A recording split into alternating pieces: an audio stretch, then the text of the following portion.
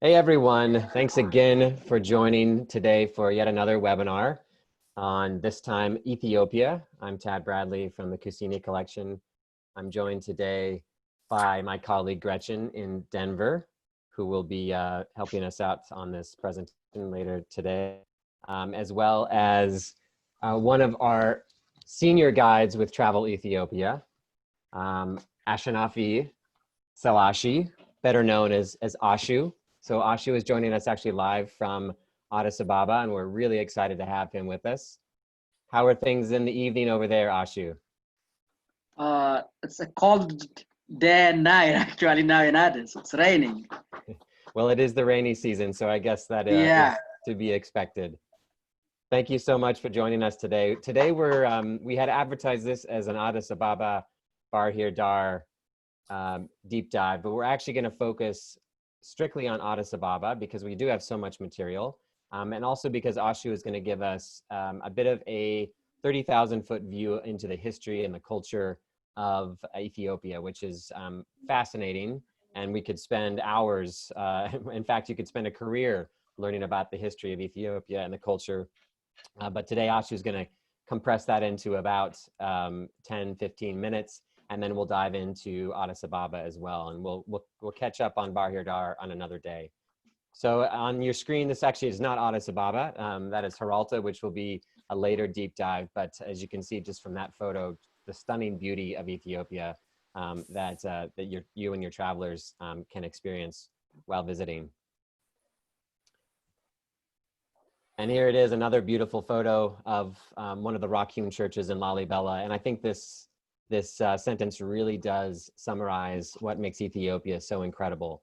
Between the incredible historical landmarks, the absolutely stunning natural beauty of the country and the diversity of the landscapes, and then some very amazing authentic traditions, both religious as well as cultural. Ethiopia does have it all, and as their slogan says, it really is the land of origins, which Ashu is going to get into here in a minute. So we're going to go through this Ethiopia in brief. Well, I should say Ashu will be touching on the history, the geography, the climate, culture, religion, and then also the wildlife, which not many people think of Ethiopia and think of wildlife, but there's actually some incredible wildlife experiences to be had.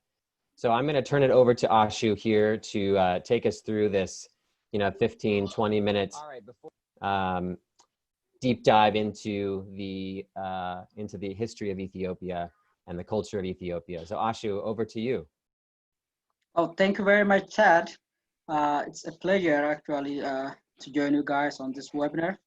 And as you already mentioned, Ethiopia is a very huge country, but I'm trying to compress the history of the country, the geography, and the basic facts in about 10 to 15 minutes. So let's start with the history. Ethiopia is often considered as home of the earliest hominids on Earth. This is basically based on scientific factors. Ethiopia had been a fossil trap for paleoanthropologists, and as the result of these evidences, they even nicknamed it as the land of origins. So you can mention, some of the landmark discoveries like RD, Lucy, and dozens of other hominids that sheds light to the history of humanity. So because of this, Ethiopia is considered to be the cradle of humankind, and Lucy is basically the star known everywhere. So we at the world you basically trace our origins from Ethiopia. So this is really a very monumental scientific fact about Ethiopia. On the other side, we have got also, with recorded histories and traditions, Ethiopia is also often considered to be one of the oldest and most colorful histories on the African continent, and there are certain factors for this.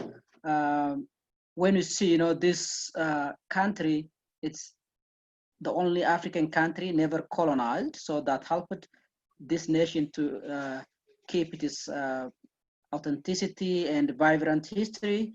And also, when you see the history of Ethiopia, it's like a land of mystery. You can have history mixed with, fabulous legends, myths, and traditions.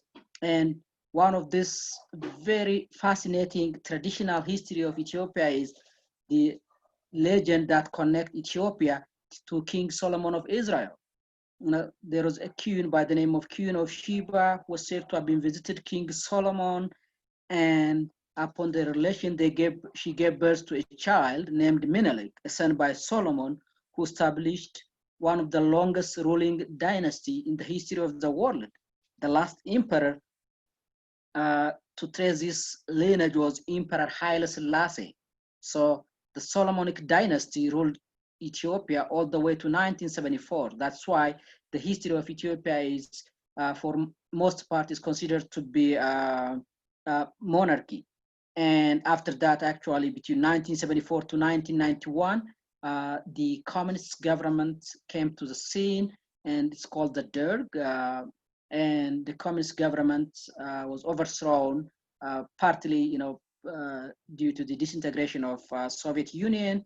And since then, the country is following a federal system of government now with the autonomous regional states and central government. So now Ethiopia is a federal system of government. And as such, especially, by the way, when you see Ethiopia, it's considered to be also the pride of Africa, mainly because of, the independence of the nation. So it's really, a very, very fascinating land in terms of history.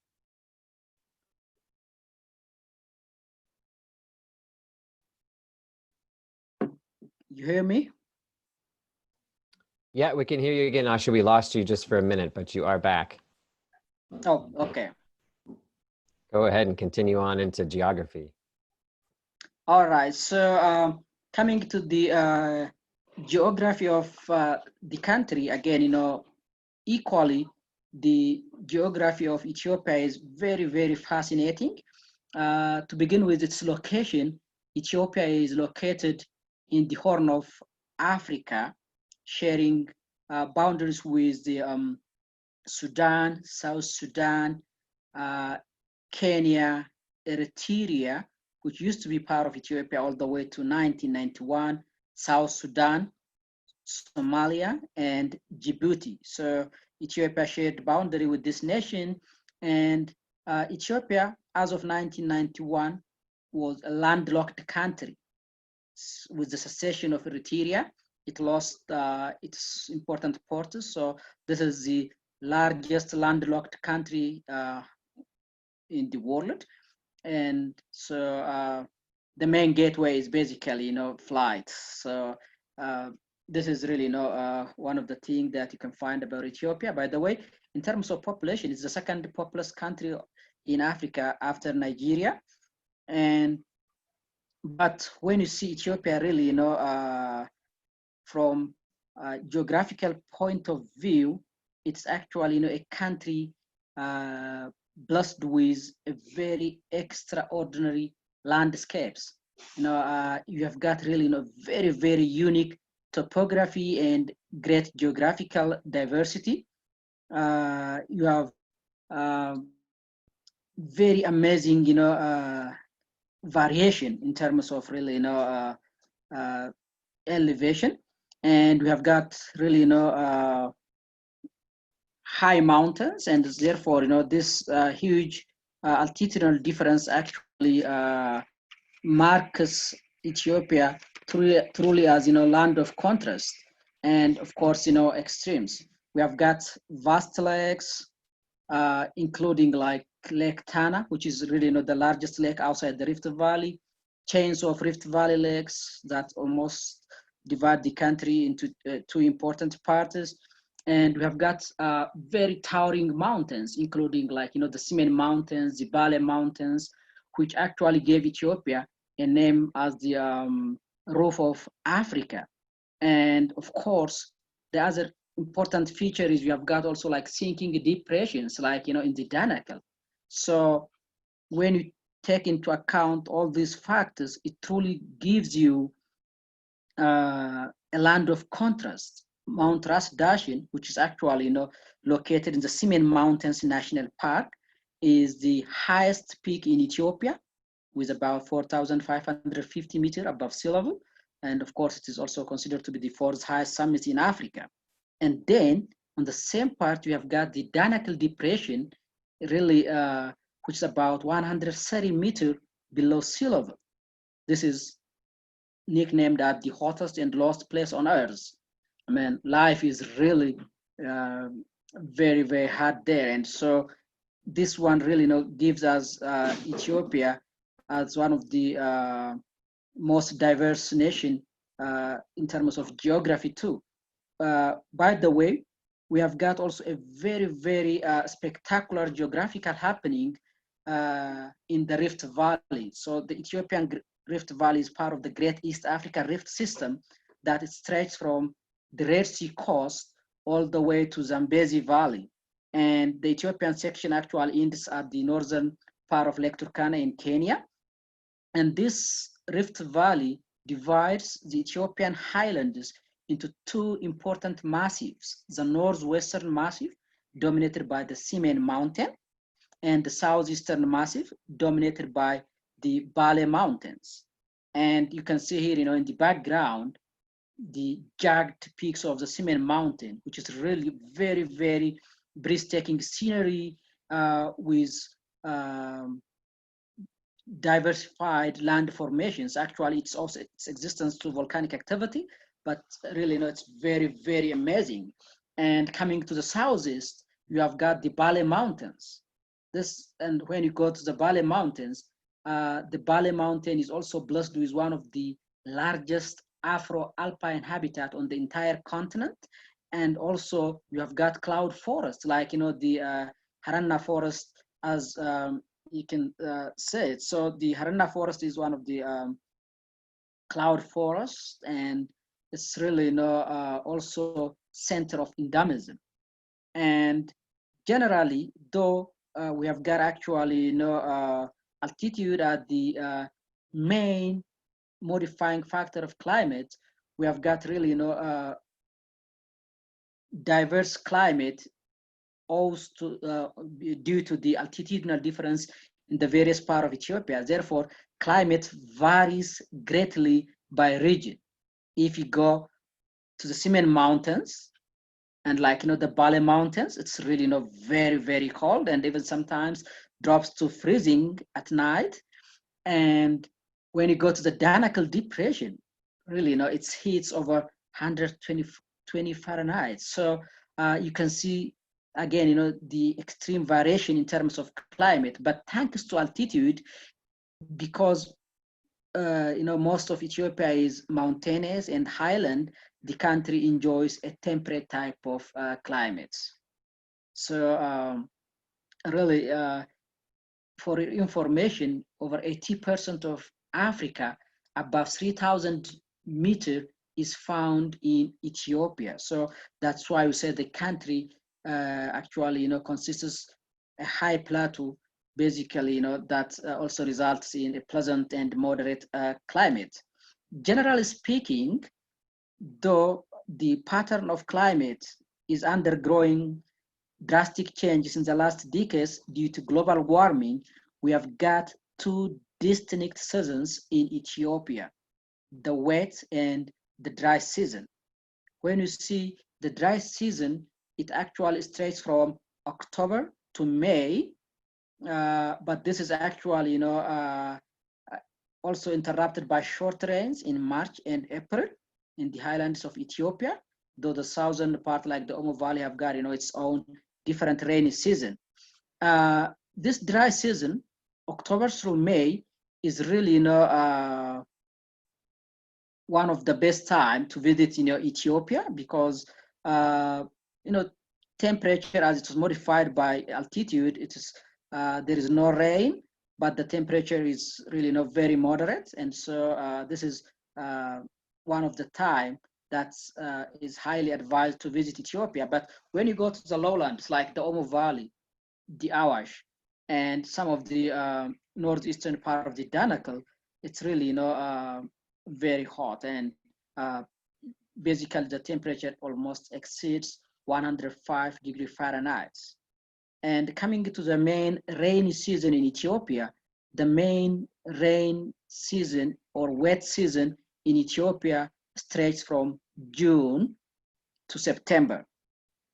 And so this is really, a time where Ethiopia receives heaviest rains in July and that of August. So during this time, most of the roads become impassable, especially the off-roads, which is the national parks and the detours, will be flooded. So this is really, a difficult time for traveling, but really, it's also something, a blessing. So because, this is a time where wildflowers start actually, to bloom, especially, in September. We have got a very popular wildflower, which we call it the mescal daisy. It's a yellow flower. It's often considered as a national flower nowadays. So it grows naturally. And in Ethiopia, people considered it as the gift of the new year, because the new Ethiopian year heralds in September. So when we celebrate the new Ethiopian year, we have got, this yellow mescal daisy or mescal flower. So it's really, the scenery is very great. I mean, it's just very colorful. The most part of the country looks very green, during this period. Any question on the climate? So can we proceed? Okay, Ashu, moving into the culture, a lot to say on this, and we only scratch the surface of the cultural diversity in Ethiopia, but take us through this just on the surface. Pardon me, I think I was lost. I can't hear you. Oh, we may have lost you, Ashu. Can you hear me now? Yeah, I do hear you now. Okay, go ahead on the culture slide. All right. So coming to the culture of Ethiopia, really, Ethiopia is a land of diversity, and we have got actually more than 80 ethnic groups that live in the four corners of the country. And in other words, these 80 ethnic groups do speak also, over 80 different languages. That makes Ethiopia, as often described, the museum of nations and nationalities with diverse culture. By the way, the northern half of the country and the southern part of the country, in terms of cultural aspects, you can see quite diverse and different styles. For instance, if you go down to the south, especially the Omo Valley, where 16 ethnic groups lived in a small radius, the cultural aspect is really quite diverse. That's like the typical African part of Ethiopia. You can see these people lack material culture. They don't have very modern attributes, but they compensated this lack of material culture by the various dressing codes, hairstyles, rituals, and beats. And so this is a very, very colorful part of the country from cultural point of view. And when you see also, Ethiopia, by the way, there are certain unique features that distinguish Ethiopia. For instance, the country has got its own alphabet, and this alphabet actually is basically referred as the Ge'ez alphabet, G-E-E-Z, and this language is the liturgy of the church, just like the Latin for the Catholic Church. And the other unique feature of Ethiopia is regarding its calendar. So the world is following mostly, the Gregorian calendar, but Ethiopia has its own calendar, which is almost similar with the Julian calendar. And this Julian calendar has got actually, its own way of dating. And as you see, the world is in 2020 right now, but Ethiopia is 2012. So it's really, when you visit Ethiopia, literally you will be about 7 years younger. So this is one of the unique feature of the Ethiopian calendar. And generally, a year has certain months, and 12 of this has got 30 days each, except the 13 months, which has 5 days. And it will be actually 6 once in a leap year. So 12 months of 30 days and 13 months of 5 days, which will be 6 once in a leap year. And usually we follow that calendar, change the days in September.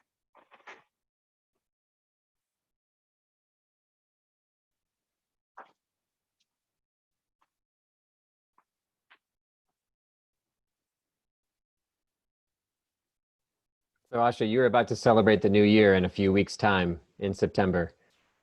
Yeah, I know. Unfortunately, it falls on September 11, which I know is not a good day, for you guys over there. It will be September 12 once in a leap year, but September 11 is the beginning of the new calendar. Interesting. Okay. Okay. Religion, I think, is a subject that you really dive into when you visit Ethiopia because of the incredible richness of the Ethiopian orthodoxy. But there's a lot of other religious practices, specifically Islam. And if you could just talk a little bit about the religious practices in Ethiopia and what makes what makes it special. Oh, all right. Thank you. Coming to religion, it's really, you have got a good observation on that. Religion is the main part of Ethiopian life. And especially, Ethiopia's proximity to the Middle East and that of Europe makes it a crossroad of religions. And when you see actually, the predominant religions in Ethiopia, Christianity and Islam are actually, the two most dominant religions in Ethiopia. And even when we see, these religions, especially in terms of Christianity, Ethiopia has a big chapter because Christianity was introduced to Ethiopia as a private religion during the period of the apostles, but then Ethiopia adopted it as official state religion in the 4th century AD with the official conversion of one of the king of Ethiopia in Axum. And since then, almost it became official state religion all the way to 1974. This makes Ethiopia the second country to adopt Christianity as official state religion after Armenia and before Rome. So this is really a long history. And also the dominant actual Christian sect is the Ethiopian Orthodox Church, which has got very beautiful relics and processions, and still most people do practice it. And when you see Islam, again, Ethiopia has got really a very important respect with regard to Islamic religion, because the Prophet Muhammad sent some of his followers from Mecca to get a refuge in Ethiopia in the 7th century AD. That is when he was persecuted by the Quraysh tribe in Mecca. So this make Ethiopia to embrace again Islam even before Medina. And in the background, as you can see, this is a mosque by the name of Nagash or Al-Najash. It's found in the northern part of Ethiopia. When you drive to Mekelle around Wukro area, this is the very first mosque in sub-Saharan Africa. So Islam was also introduced to Ethiopia in a very peaceful way. By the way, the Prophet himself omitted Ethiopia from jihadi core because of the protection they gave to the very first Islam followers. But we do have also, other religions practiced in Ethiopia, especially Judaism. When we come to the Judaic religion or Judaism, it has got also a very long root. As we already mentioned about King Solomon and the Queen of Sheba, their son Menelik was said to have been brought the original Ark of the Covenant from Jerusalem to Ethiopia. So since then, we have got Judaic practice.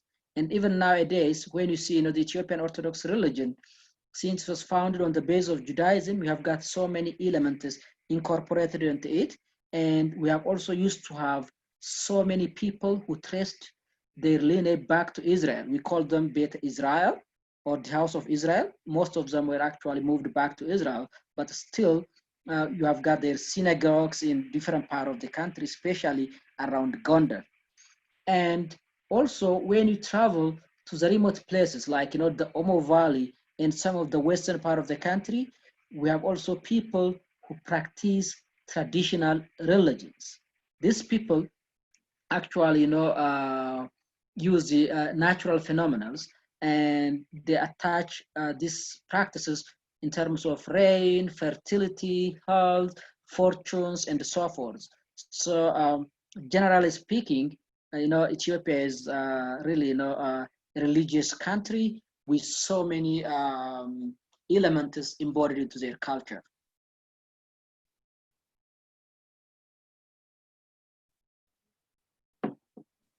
Okay. Ashu, I mentioned wildlife is not something that people think of in Ethiopia on first thought, but there actually are some incredible wildlife experiences. One of which is on your screen there, the Gelada baboons, which spoiler alert, they're not actually baboons. Ashu will go into that in a minute, but why don't you take us through some of the unique species and unexpected wildlife experiences that one can have in Ethiopia? Yeah, absolutely, it is true. Because when we are thinking of wildlife, people think of Africa. The first thing that comes to mind is Kenya, Tanzania. That's true because they are blessed with large number of wildlife. So Ethiopia may not offer people with such big safari, but the mystery is Ethiopia actually is one of the country that kept actually the secrets in the world for seeing a very astonishing range of wildlife, both in terms of actually fauna and flora. But when you see this stuff, most of the Ethiopian highlands are highly isolated. So this helped Ethiopia to have endemic and range restricted species. Generally, there are about 242 listed mammal species, and of these, 28 of them are actually endemic to Ethiopia. And as you can see on the screen, you have got like the Gelada monkey. So these are really very, very amazing primates on planet because they are, by the way, graminivorous, or they do eat grass, and they have got a very well organized social structure. And after human beings, actually, they are the most terrestrial primates on also the planet Earth. They are very poor in climbing trees, but they hang on the cliffs. Their social life, their status, and the way they behave is very, very fascinating. By the way, they are subject of studies. There are so many new findings, about their genetic makeup, about their adaptation to high altitude, and all that stuffs are really, now, thanks to, new research workers, they are very, very, recent facts coming, about these primates, and they're very, very incredible, really. They are very friendly too. I'm sure, Tad, very well that, if you walk with them, you may be like, in the middle of them. So the geladas are really, a very, very flagship species of Ethiopia. And we have also, got other important species like the Walia ibex. This is like a wild goat, basically restricted to the high escarpments of the Simien Mountains. We have also, the Ethiopian wolf. That is the rarest canine in the world and the most endangered carnivore in Africa. So especially, the Ethiopian wolf, by the way, you do find it in different part of the country, but the Bale Mountains is the stronghold of the Ethiopian wolf because of its prey, it preys on rodent population. So that area helped it. And we have also got like other antelopes like mountain Niala, Menelik bushback, and which are actually restricted to Ethiopia. You can't find them somewhere else outside Ethiopia. So if visitors to Ethiopia usually will really see the rarest and endangered mammals. And by the way, visiting this species will also play its greatest role in protecting the natural environment and the extinction of this species. This is actually about the big mammals, but Ethiopia is also a paradise for birders.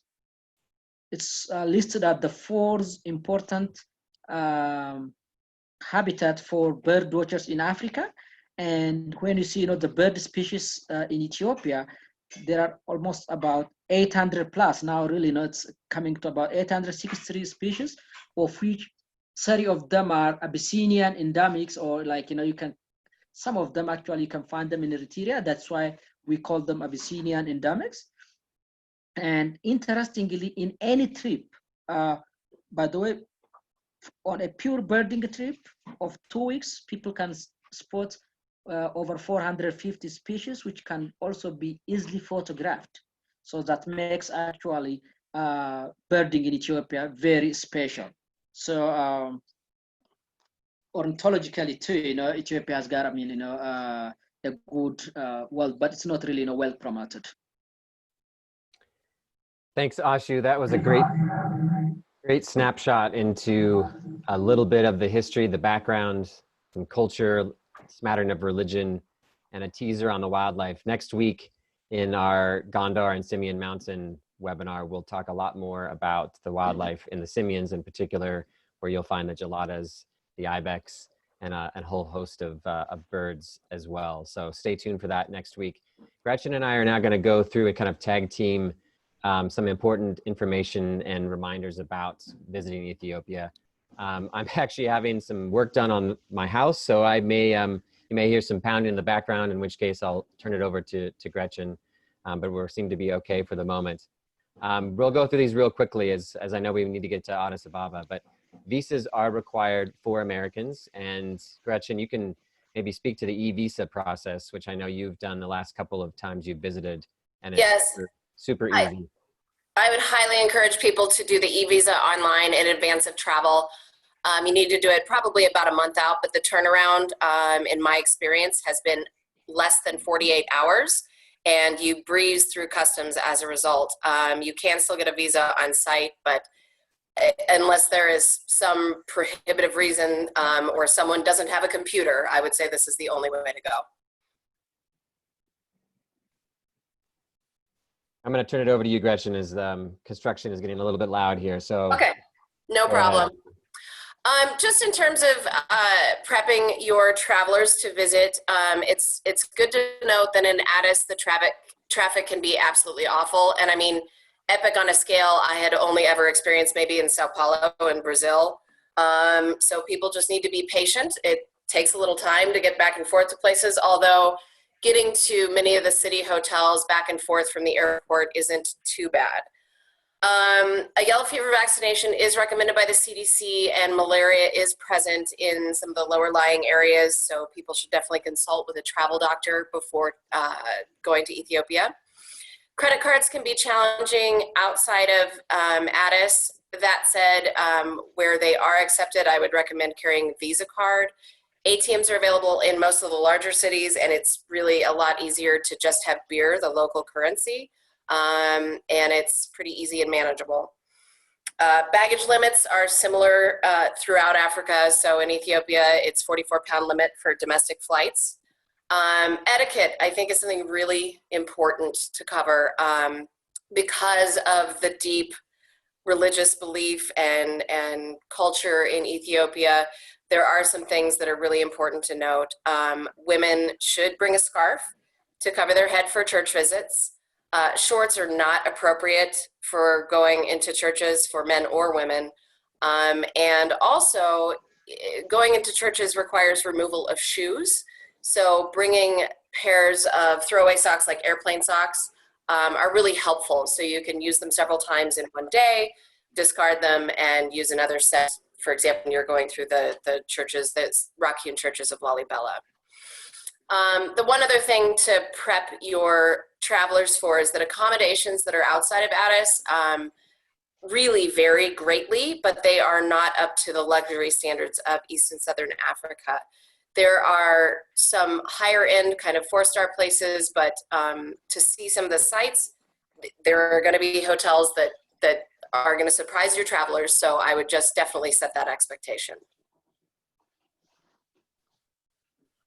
This is some of the Travel Ethiopia team. You can see Ashu over there on the right in a couple different scenarios, both with the gelatas and in a shop. And then we've got Samrawit on the right of the women here. And she is Travel Ethiopia's owner and founder. And just something to note, this is a really wonderful, talented, passionate team. And Samrawit especially is a well-known figure in Addis and in Ethiopia, and is most known for her women's empowerment. She is a really astute businesswoman, a really incredible woman, and works across a number, frankly, of boards of directors and organizations and things like that. And it's incorporated, I think, into everything Travel Ethiopia does. And your travelers will find that on a trip, and it's a natural piece of a trip. So just something to know about your operator that you're working with. And Travel Ethiopia, again, speaking of female empowerment, women's empowerment, which is really a core part of the ethos of the company, but they were the first tour operator in Ethiopia to employ female guides and permanently employ them. They do have several female guides as well. So if you do have women travelers who are interested in a perspective from a woman, that is something that the Travel Ethiopia team can arrange. So just to keep that in mind. But yes, I echo everything Gretchen just said about Samrawit and her team. I think 40% of the staff now are women, which in Africa is definitely not the norm. And so we're just, really honored and thrilled to have Travel Ethiopia and their ethos as a part of Kusini as well. And Samrawit is certainly incredibly well connected in the industry and in the country as well, which does help for, VIP sort of experiences and access to museums and to things like the African Union and sort of insider experiences. It helps to have her connections. So, okay, back to you, Gretchen. Okay. So the historic route really starts in Addis. And it is what many, if not most, travelers do when they visit Ethiopia. And, it's really kind of a step back in time. The sites are, pretty monumental in both scale and detail, but it has to be seen to be believed. Addis is pretty accessible. I think there are 4 gateways right now from the United States that fly directly into Addis. It's the regional hub. You will definitely want to recommend that your folks, if they are going to travel within Ethiopia, to fly Ethiopian Airlines there. It is the capital of Ethiopia, and it has about 4.5 million residents, hence the traffic I mentioned earlier. It is Africa's top diplomatic capital, and is home to the African Union. It's really vibrant. It's really exciting. It has a lot to offer. It's a city of contrast. You have the ancient and the modern right next to each other. Everything from solid, interesting museums to culture, to fantastic culinary experiences, and some pretty incredible urban sprawl. It's also at high altitude, which is something that your clients should be aware of. 7,700 feet for me from Denver is nothing, but from folks traveling from sea level, it can be a surprise to arrive at that altitude. So just something they should be aware of. Again, as I mentioned, there are a number of American cities that fly direct into Addis. You can see Ethiopian's flight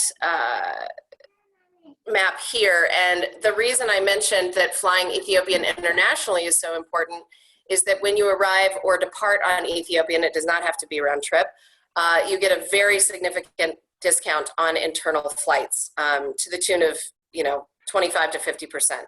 So it makes a huge difference in the cost of a trip. This is just a little kind of a sampling of what it's like to do a city tour. And I'd like to ask Ashu just to kind of cover it, to talk a little bit about the museums that we see, visiting markets, that sort of thing. Ashu? Yeah. Can you touch on what a typical city tour looks like, please? Yeah, as actually, an introduction place to Ethiopia, really, doing a city tour of Addis is highly recommended. And some of the most important activities in the city include sightseeing tour to the museums, churches, markets, and also a new or upcoming sites. But the museums are really very, very fascinating. To start with the National Museum, you can see it actually on the building on the left-hand corner. The National Museum, also known by the name Archaeological Museum, because the very first purpose of the establishment of the museum is to collect archaeological findings, and it has got really one of the richest collections in sub-Saharan Africa, thanks to the research, especially paleontological research conducted in Ethiopia. So in terms of really collection, it has got really one of the best collection. It can give visitors a very good introduction to the country, because there are different layers in the museum. The basement part actually gives a good insight into the fossil landscape of Ethiopia, with the star of the exhibit being Lucy and Salam. And then the archaeological section also sheds light into the various findings of the country. There is a section for history that actually gives a brief introduction to ancient, medieval, and modern Ethiopian history. And there was also an art section where we have got a good introduction into traditional and modern paintings. So the National Museum is really one of the most important activity in Addis. And we also have got the Ethnographic Museum or Ethnological Museum. It is not far from the National Museum, but what makes the Ethnological Museum different from the National Museum is the way it is organized, because the Ethnographic Museum is mostly dedicated to the ethnological stuffs from various parts of the country. And the museum itself is housed in the former residential palace of Emperor Haile Selassie. So visitors are still entitled to visit the actual bedroom of the emperor and some of actual the royal treasures there. And interestingly, that museum has got also a very intellectual touch, I think mainly because it's within the university. It gives us a good overview of Ethiopian society from birth to days and beyond. So they organized it in a very interesting approach. The other thing is a church. We have got so many churches in Addis, but the highly recommended church is the Trinity Cathedral. This is, because this church is really very, very special. It is the second highest ranking church in Ethiopia after Mary of Zion in Aksum, which we're going to actually, go to details about Mary of Zion when we discuss about Aksum. And it's a venue of, enthronement of patriarchs. So the bishops, important people have got, direct interest in it. And it's also the final resting place of Emperor Haile Selassie, the very famous emperor. And inside, actually externally, by the way, it's also a good blend of basilica architecture and that of, Ethiopian touch. And the interior part of the church is also highly decorated with very selected stained glass windows, which really, gives us a good introduction into the history of Ethiopian paintings. So the Trinity Cathedral is really, is worth the visit. And of course, sometimes on holidays, you can also have an opportunity to attend certain services like, mass and important things. And the other thing is about markets. So when you visit Ethiopia, especially, Addis, the city is like a city of contrast. You have got open air market, just like the countryside, and big malls or modern malls. But to our interest, usually we prefer to take visitors to Mercato or, Shola market, either of the two, where you can see really, vendors selling every stuff. Especially in Mercato, you can find from, grains, coffee, spice, all the way to modern equipments, computers, or, everything. So you can find everything in Mercato. That's the largest open air market actually in Africa. But nowadays, of course, some part of it is becoming a financial nerve system with the introduction of banks and insurances to that area. And having said this about, this market, by the way, to the first comers, this is very, very fascinating. Sometimes you can see donkeys also loaded with grains and other stuffs sharing the same road with vehicles and with people. So it's really, a very, very, colorful market to pay a visit. The other thing is Addis is also, a very important site of big religious festivals, especially, from some of the festivals of the Ethiopian Orthodox Church. You have got Maskal, which is the finding of the true cross. Maskal will be celebrated every year in September. It's really, very colorful. It's not just about religion. It is registered as an intangible World Heritage by UNESCO, but it's more of the costume, the dancing, the color. You can see, joy and happiness in the face of every participant. So this type of festivals will also actually gives visitors a good introduction, to the deep wells and the culture of Ethiopia. So Maskal is around September 26, 27. We have got like also Epiphany, another open air festival. So when you visit Addis, it's really, very good to include these activities, based on the time of the year into the city too.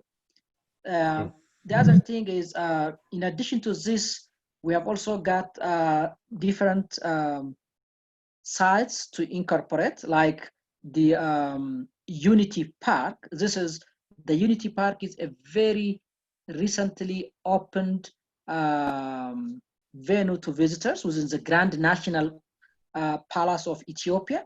So within the Unity Park or within the Grand Palace, you visitors can really, experience the long history of the country with visual, aids and pictures. Really, the very first palace built by Emperor Menelik was really very fascinating. It has got some sort of Indian touch in it. And you can see, Emperor Haile Selassie on his throne. So this is like a center of power, for years. nowadays they opened it to the visitors, and there are really, some interesting mammals too. Like, you will be visitors do have an opportunity also to see the Ethiopian black maned lion, which is actually called Abyssinian lion, and other interesting stuff. So this is really very, very, upcoming site. The only Yeah, thing is, Ashu, can I just jump in for a second?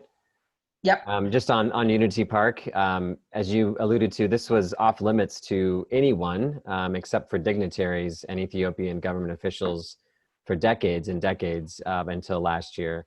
And so it's really, pretty special to now see this, the site that was patrolled by security and soldiers, and you couldn't even take pictures of the outside of this palace up until last year. And now, the public as well as tourists, of course, are invited in to experience it. And one of the things that we've gotten feedback on is that what also makes this so special, beyond seeing the palaces and learning more about the history of some of the emperors, is also just this amazing open space in the middle of this huge city of 4.5 million people, to be able to kind of take a breath, stretch your legs, and enjoy this park as well, away from the hustle and bustle and the traffic that Gretchen has talked about as well. So it's definitely a nice respite from a busy 4 million inhabitant city as well, and something that again was off limits until less than a year ago.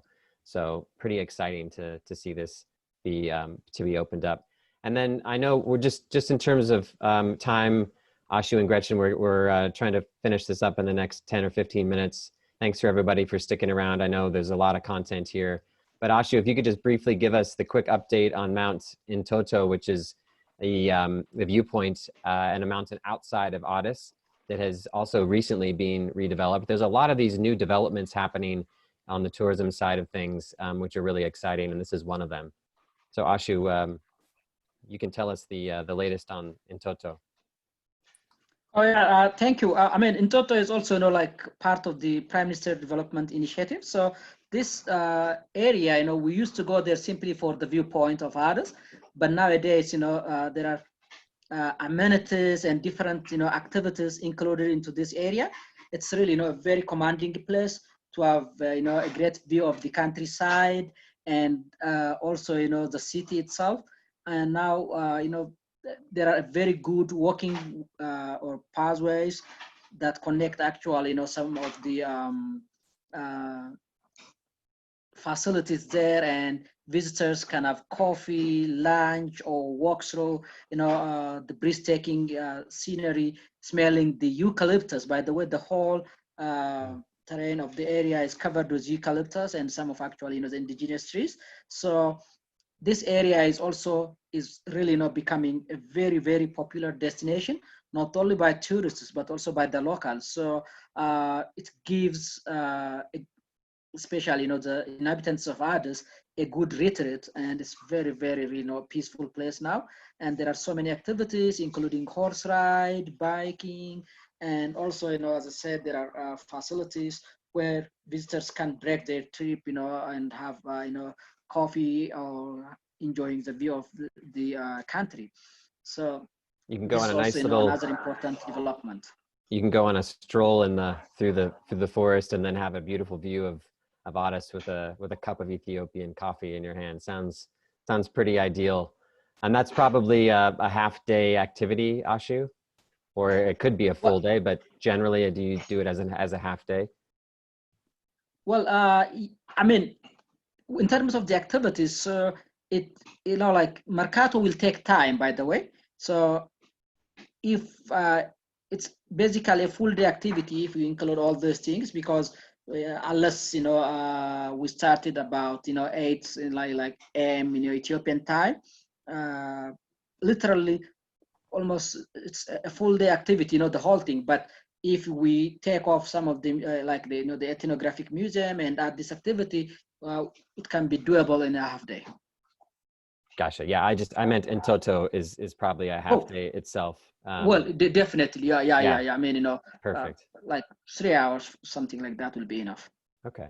And another new Yeah. museum that's just opened that looks really fascinating, and Gretchen and I haven't been able to see it yet because it opened last year after Gretchen's visit in September, is the Zoma Museum, which it looks odd.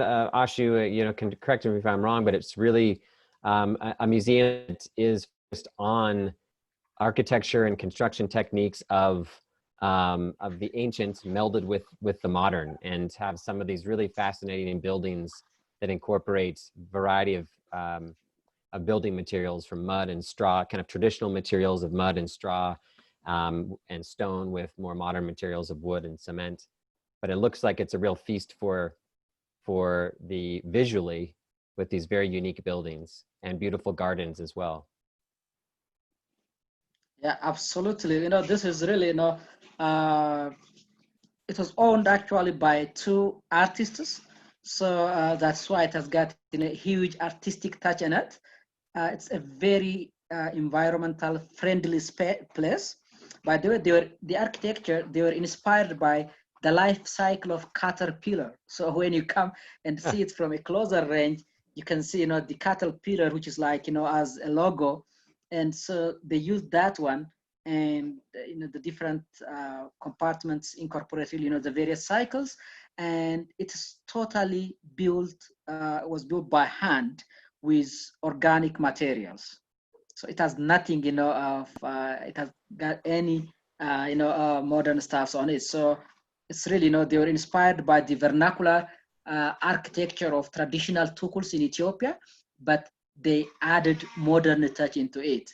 And as you can see, the garden, they have got every sort of, you know, spice, vegetables, fruits, and really, you know, they will set a benchmark even now for the inhabitants of Addis, that they can grow things within their own garden, regardless of, you know, the uh, problem of, you know, having large space. So this is really, you know, a very, very good place. Even sometimes you can go there, you know, they have got a good gardening with, you know, a cafeteria that serve actually, you know, tea, coffees, and so forth. So people can even relax there, read books, and especially if they have got, you know, extra time in Addis, it's the best place to spend time.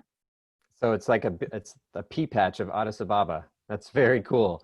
Yeah. Another must do when you're in Addis is to have a cooking class and learn about how to make Ethiopian food. And Gretchen, you had the luck of being able to do this on your last visit in September, and I'm jealous. And I can't tell you how fabulous it was.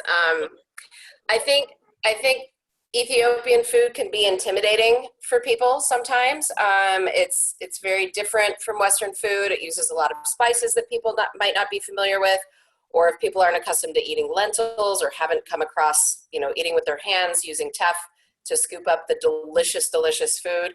I think kicking off a trip with a class like this really demystifies the food and helps people understand it. They learn how to eat it in a sort of, for lack of a better word, safe environment. So they aren't worried about, you know, upsetting a custom or something like that. And the real thing is, most places you go in Ethiopia, you could get Ethiopian food or you can get Italian food. And I've seen people just defer to ordering Italian food because it's familiar. And it's such a shame, because the tastes of Ethiopia really bring the country even more alive. This cooking class was very, very hands-on. I did a visit to the Shola market before class, which again gets you kind of up close and personal with the ingredients. And Shola is much less crowded and quieter and sort of easier to go through than the Mercado. So for me, that's my preference, because I felt that I could really explore. And I had folks in the market demonstrating things for me, explaining ingredients to me, things like that, which was pretty special. And then we all went in and got elbows deep in food preparation. And I'm somebody that loves to cook, but I've always been too intimidated to try my hand at Ethiopian food because I thought it was so complicated. And it is. It's a wonderful cuisine with an incredible amount of depth. But I learned that delicious morning that I can absolutely do it too. So I would highly, highly encourage this. And it was taught by the gentleman in the upper right there. His name is Yasser, and he could not be more personable and more approachable and more fun to hang out in a kitchen with. Have you made injera back at home since you've been back? Okay, maybe not injera, but I have made watts. Okay, hey, that's good. Yeah, and you mentioned Yasser, who does these cooking classes and market tours. He also has a fantastic nightlife and jazz tour as well. So if you have guests that are interested in music and jazz and or nightlife, Yasser can take you out to experience Addis Ababa after dark. The jazz scene in Addis is happening, and there's a lot to be explored. So that's another option that's probably unexpected for many of you, to be able to experience some Ethiopian jazz. Again, another cultural experience. And certainly the food is a big part of culture in Ethiopia. And so, as Gretchen said, being able to demystify it and actually get hands-on and learn about it is something that will enrich the rest of your guest's trip. The other, speaking of culinary delights in Ethiopia, of course, we can't do a presentation on Ethiopia and not speak about coffee. And there are a whole plethora of options for coffee tours in Addis Ababa, as well as elsewhere in the country, and experiencing a traditional Ethiopian coffee ceremony, of course. In Addis, Gretchen mentioned Shola Market. You can go to the Shola Market where they have the coffee selling section and learn about the different varieties of coffee on offer. Actually purchase some of that coffee, take it back to a coffee shop. This is the famous Tomoka coffee shop on your screen, which is one of the most popular in Addis. You can actually learn about how the coffee then is roasted and ground, and then you can taste a fresh cup of Ethiopian coffee that you participated in making. So there's no shortage of coffee experiences that your guests can have. Art and artisans is another thing that makes Addis so special. And this restaurant is actually, or this gallery is actually also an Italian restaurant. And Gretchen alluded to the fact that in addition to Ethiopian food, of course, in Ethiopia, there's lots of great Italian restaurants thanks to the colonial influence. And so this one, you can actually go and shop and buy some amazing artwork, contemporary and traditional art, in the Makush Art Gallery, and then have, you know, a pretty darn good Italian meal afterwards as well. But in addition to art galleries, and there's plenty of other art galleries as well in Addis, it really does have this rich artistic traditions and life as well. There's also an amazing number of fair trade, artisan run and artisan empowered organizations where you can go on an incredible both shopping trip, but also learning about the people that are behind these amazing products that are made by these artists. There's several of them that Travel Ethiopia likes to support. Salem's Ethiopia is one that's actually very convenient near the airport, so guests can do a last-minute shopping trip where they know their money is going to a good place where these men and women artists are compensated fairly. Also, Sabahar is another one that's on the upper right-hand corner that does amazing traditional as well as more modern contemporary fashion that gets out and sold in the international marketplace as well.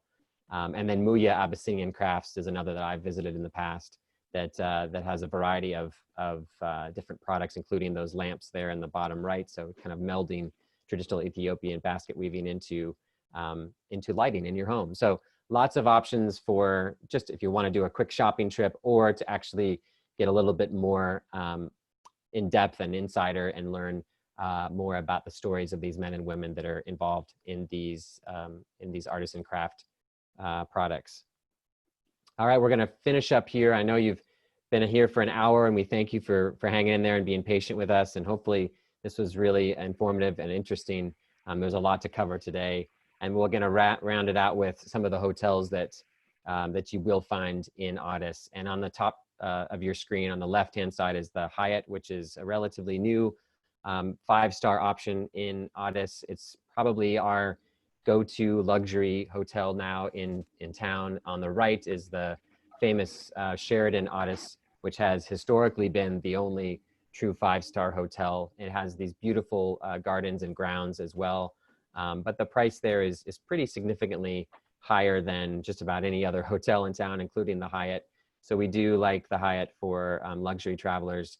Unless price isn't an issue, then the Sheraton is lovely as well. In the lower two photos on the left, you have the Radisson Blu, which is a solid 4-star option like Radisson Blues you would find throughout the world and throughout elsewhere in Africa. And on the right is a newer hotel called the Golden Tulip, which again, solidly in that 4-star area, a little bit closer out toward the airport. So it makes it perfect for day rooms as well for guests that may be flying out. You know, most of the departing flights back to North America are in the evening. So it's a great option for a day room prior to departure, heading back home. And there is actually a hotel at the airport that was opened by Ethiopian Airlines last year called the Skylight Hotel, which is mostly being used for layover and transit passengers, but we do get questions about that on occasion. We generally prefer the Golden Tulip just because it is has a little bit more character, has a little bit nicer level of service, and it's, you know, it is still very close to the airport, albeit not right in the terminal. But unless your guests are just doing transit through the airport, we'd suggest one of the hotels outside the airport. Gretchen, do you have anything to add on the hotels before we move into the Q&A and wrap things up, since you've been there more recently than I? No, I think you've covered it. The Hyatt really is absolutely delightful, and I frankly personally prefer it to the Sheraton. Yeah, I haven't seen the Hyatt, the Sheraton on my last visit. We did visit it, got to sit in the same chair as President Barack Obama on his visit there several years ago. So that was the highlight of my visit to the Sheraton. But we've gotten great reviews from the Hyatt, and I know Ashu has said from his guests that he's taken there, absolutely love it, along with the Golden Tulip. And as Gretchen pointed out earlier in our presentation, you know, Addis is really the only place where you are going to find true 5-star luxury hotels in Ethiopia. We'll cover that more in subsequent webinars about the accommodations elsewhere in the country. But you do have true 5-star luxury in Addis. All right, so thanks again for joining us today. We appreciate you hanging in there for a relatively long presentation, but hopefully, as I said, you learned a lot. Ashu, I learned a lot. I always do from you. If Ashu, I don't know if you're able to turn on your video. I'm going to turn on mine just for this Q&A portion, just so people might be able to see you over there in Addis. If it's possible, great. If not, no worries. But we do have one question that I don't have an answer to, Ashu, and I wonder if you might, which is, are the places mentioned in Wilbur Smith's novels areas that people might normally go on visits to Ethiopia? Do you have any idea, Ashu? Do you know the Wilbur Smith novels? Sorry? Are you familiar with the Wilbur Smith novels that some of which take place in Ethiopia? Sorry, I'm not familiar with it. Okay, all right. Well, maybe there any different name for it? I don't know. Jim will get back to you with an answer on that one. And thanks for the question. Next week, we're going to be diving into the Gondar region and the Simeon Mountains. So we'll talk more about those gelada monkeys, not baboons, as well as the Camelot of Ethiopia, which is Gondar. So Ashu, thank you so much for joining us all the way from Addis today. Gretchen, thanks so much for your time and insights from your recent visits. And next week, we'll hope to see more of you as we dive into the next part of our Ethiopia Deep Dive series. Thanks, Ashu. Have a good evening. We'll see you next week. Most welcome. See you next time. Bye, Gretchen. Bye. Have a good day. Thank you. Bye, Gretchen. Bye, Ashu.